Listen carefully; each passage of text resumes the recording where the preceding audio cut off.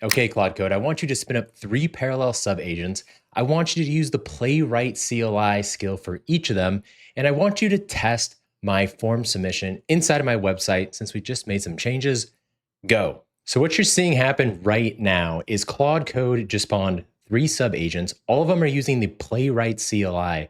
Playwright is a tool from Microsoft, totally open source, that does browser automation. And this is a huge unlock for Claude Code because browser automation, despite the fact that we have Claude in Chrome as an extension, is a place that Claude Code really struggles. And what you see here is one of the great use cases for browser automation, the idea that I can use it for UI testing.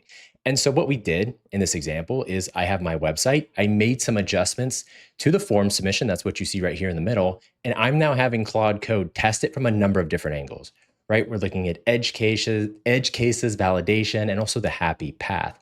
And think about what this would look like normally. You would spin up the dev server on your own. You would manually go through it and you would manually test it, right? Hey, does it work when I put in a name, an email, whatever? But now I can test it from, again, a number of different angles simultaneously. And via the Playwright CLI, we are doing this more effectively, more efficiently, and easier than really any other browser automation path. And again, I'm not touching anything. Claude Code via the Playwright skill is doing all of this. And the use cases and potential upsides of knowing how to do something like this inside of Claude Code is frankly wild. Anything that requires you to interact with a browser is a place where we can use this. So in this video, I'm going to show you how the Playwright CLI works, how to install it, best practices, and most importantly, how to get the most out of it inside of the Claude Code ecosystem. This is going to be a huge productivity upgrade for you. So let's get started. But before we dive into Playwright, first a message from our sponsor, me. So I just released a Claude Code masterclass inside of Chase AI Plus, and I take you from zero to AI dev, no matter your technical background or lack thereof, in a practical manner. So if you're looking to get way better at Claude Code, definitely check it out. There's a link to it in the pinned comments. Also, I have the free Chase AI community that is in the description. Tons of free resources. So if you're just looking for more stuff, definitely take a look. Now, back to Playwright. What is Playwright? Well, it's a framework for web testing and automation. It is a Microsoft product, but Microsoft was nice enough to open source this, so we can use this for free. And what Playwright allows us to do is interact with our browsers programmatically, right? Exactly what you saw in the demo. That is the power of Playwright. But hasn't Playwright been around for a while? Isn't there a Playwright MCP server? Why are we talking about Playwright CLI? And again, doesn't Claude already have something like this? Why are we talking about this tool in particular? Well, the Playwright CLI command line interface is actually a relatively new addition to the Playwright arsenal. This just came out a few weeks ago. Prior to that, we were in MCP land, and over the last month or so, you've probably seen Claude in Chrome extension. Let's talk about why the CLI is so much better than these other two and why this is such an important video. Now, while all 3 of these can interact with your browser in a programmatic way, only one of them does it in an efficient way, and that's the CLI. Now, why is that? Dropping down to the bottom. It's because it has the lowest token usage by far. MCP is a token hog. In fact, there's a video that came out from Playwright themselves comparing the MCP to the CLI, and it was a difference of about 90,000 tokens for the same task. And we'll go into the why in a little bit. Now, the Claude Code in Chrome extension that you've probably seen all over the place is also extremely token heavy. Why is that? Because Claude in Chrome, the way it works is it takes screenshots of your web page. So, when we were looking at that in here with my web page, it would actually take screenshots to figure out what's going on and then interact with it. That is very costly. Screenshots take up tons of tokens. And in fact, out of all these, the Claude Code extension is probably the worst because it is not headless and we cannot do it in parallel. What do I mean by that? What does headless mean? Well, headless or headless browsers means that Playwright can operate a browser without it actually being open. So you remember the demo, how I had the website up? So this is headed. This is a headed browser, meaning it's actually there. I can interact with it. Headless means it's working on the browser, but it's in the background. I can't see it. It's sort of invisible. We like the headless browsers because it's less of a drag on our machine. It's more efficient. I don't have 10 million things popping up on my desktop. So the MCP can do headless as well, but so can the CLI. The other thing is, can we do this in parallel? Again, back to the demo. We had 3 CLI subagents running tests. That's great. Can I do that with the Claude Code in Chrome browser? Not really. right? It's only going to be able to do it one tab at a time, and it's slow and expensive. The MCP can do this, and the CLI can do this. Now, looking at this chart, it should be pretty obvious why we're focused on the CLI then, right? I can do everything the MCP Playwright server can do and more at a significantly lower token usage. So that's the why in terms of the tool. Now, in case you're wondering why there is such a massive token difference between the CLI and the MCP, kind of an interesting discussion. I won't belabor it, but the way Playwright actually works, interesting enough, is it uses what's called an accessibility tree. So whenever you go on a website, there is what is called an accessibility tree, and it's essentially mapping this entire website in a way that someone who couldn't see it could use it. Like imagine if you were blind. How would you interact with this website? Well, people figure that out because guess what? Blind people need to use websites too. That entire structure behind helping blind people use websites, the accessibility tree is the technology behind it. That's what Playwright actually uses to work, right? Kind of cool. But the Playwright MCP server, the way the MCP server works is it will take the entire accessibility tree and shove it into Claude Code. And the accessibility tree is actually relatively large, right? And so every time it shoves the accessibility tree into Claude Code, it's a massive token dump. The CLI is a little bit different because while it still gets that accessibility tree, right, of all this information, it doesn't dump all of it into Claude Code. Instead, what it does is it takes that tree, right? Here's our accessibility tree, and it just saves it onto our computer, right? On our disk. This is a computer. I know you're here for my great graphics.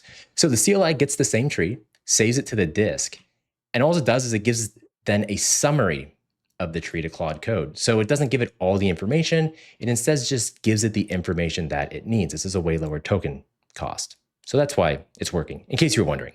So how do we get this installed and working with Claude Code? Actually, very simple and easy. There's three things we're going to need. One, we need to install the Playwright CLI. Two, we need to install the browser engine. And then three, we need to set up the Claude Code skill for Playwright so it knows how to actually use this. And so I'll give you the commands, but understand you can also just open up Claude Code, give it that GitHub repo, which I will link down below, and say, hey, install everything I need, right? But I'll show you the manual steps. To install the CLI, it will be npm install-g at Playwright CLI. Next, for the browser engine, npx Playwright install Chromium. Again, using a different browser engine, just reference the documentation or have Claude Code tell you the command. And then lastly, once you have the CLI installed, to install the skill, you'll do playwright-CLI install-skills. Now remember, hey, reference the skills creator video I did the other day. This is the skill that Microsoft came up with, and we can see the actual skill right here inside of the GitHub. You are not beholden to this. This will work just fine, but also know you can create it, edit it, use the skill creator to audit it, right? It's a living, breathing document. Then once you do that, just spin up Claude Code and we're ready to actually work. Now, the amount of things that the Playwright CLI can actually do is pretty broad. It's an extremely powerful tool. So I highly suggest one of the first things you do is just have an interaction with Claude Code, asking it, what can you do with the Playwright CLI skill, and kind of going through some theoretical test cases that you think it can actually accomplish, because ultimately your use cases will vary. What we're going to focus on here today is essentially what we saw in the demo, which is like this UI design type workflow or UI testing type workflow, which I think is something that's very common. But again, you could have this thing go like shop on Amazon for you, right? Like it has the ability to actually like log in and set up persistent sessions and sort of have like its own cookies type of deal. Again, the waters here are very deep and we're just touching the surface. But again, Claude Code is your number one friend in understanding its capabilities. But in terms of actual execution, like with our UI testing, again, we're using Claude Code. Claude Code uses the skill to execute the Playwright CLI on our behalf, which means we just have to use plain language with what we want to do. Now, some things to note, right? Even though in the demo you saw all those tabs pop up, by default, it is going to be headless, which means when I tell it, hey, go do this testing for me, you're not going to see that browser at all. So you need to be specific and actually say, hey, I want it to be a headed browser. I want to see it, or else you won't.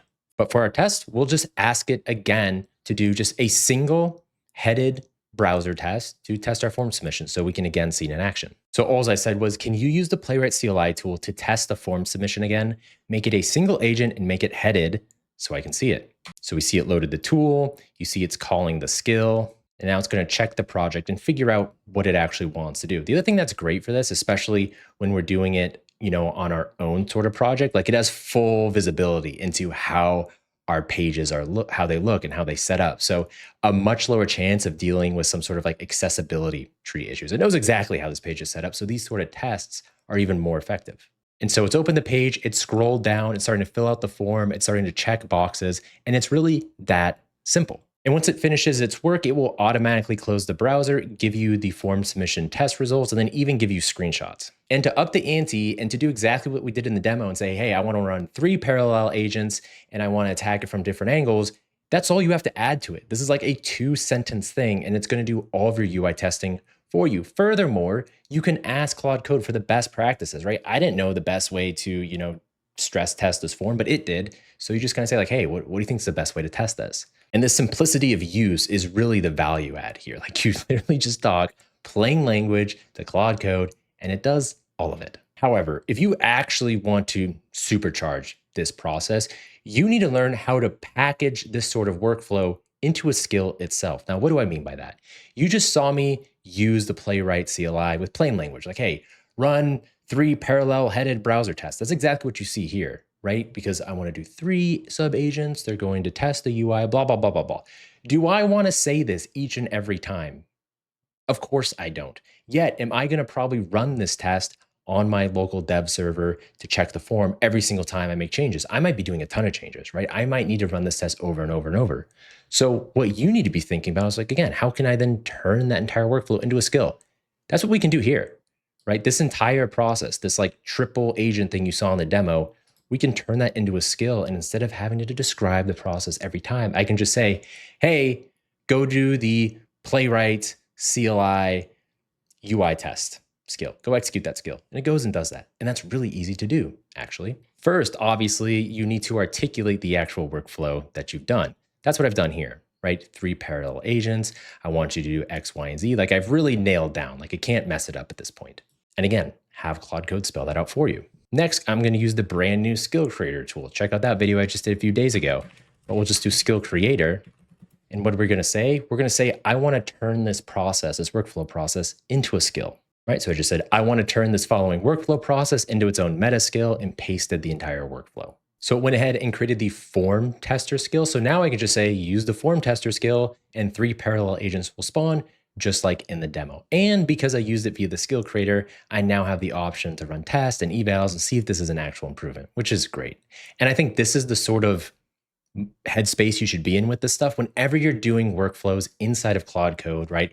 Can we standardize it? And if it's standardized, can we turn that standard flow into a skill, right? And it just makes it super easy. So like I alluded to at the beginning, the waters are deep when it comes to Playwright.